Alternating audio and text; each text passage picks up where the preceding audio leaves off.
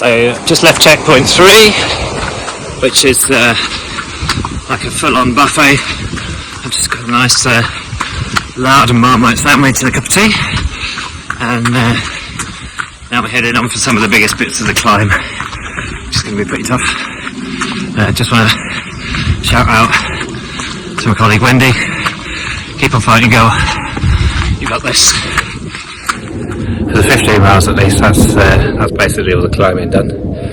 What you would be able to see behind me, if it wasn't foggy, would be Studley Pike, the local landmark.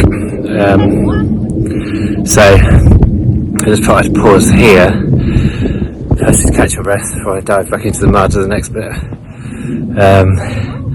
to just say a bit about why I'm doing this again. So this is the first of 14 races I'm doing in 2026, and it's in aid of Pancreatic Cancer UK charity.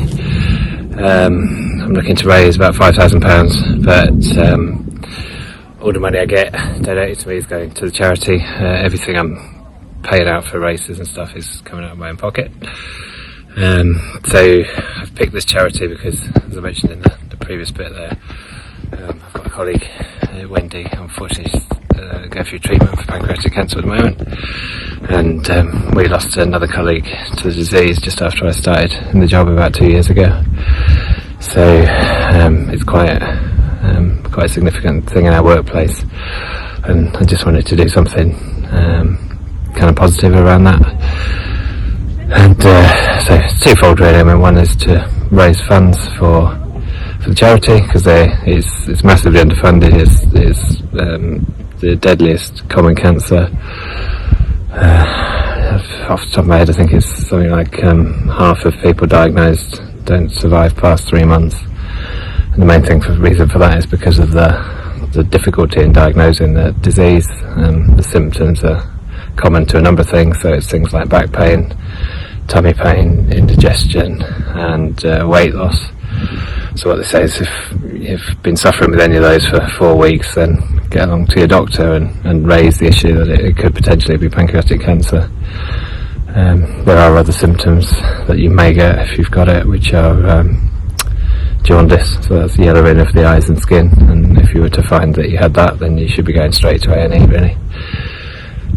So the charity itself is trying to make up for the massive shortfall of funding for pancreatic cancer in the research world. There's only about 3% of the research budget for cancer goes on this one, but they're doing some great work, and there's a couple of things in particular. They're working on a treatment around immunology, and also an early detection test that would allow GPs to basically do this test with patients in the surgery. So if that comes forward, that will really transform the kind of prognosis for this condition. So that's that side of it, and the other thing is to raise awareness of. The funding is for the research, and the other stuff the charity do, like their specialist support nurses, and so funding, and then the awareness part is just around the symptoms really, and just helping people learn about that, and take steps to get treated and diagnosed as soon as possible if there's a chance that they could have it. Anyway, although it's really foggy up here, the conditions today are pretty good for this race, I must say. It's very muddy and slippy underfoot because it's had a lot of rain over the last few days, but there's been no rain or snow. It's not too cold.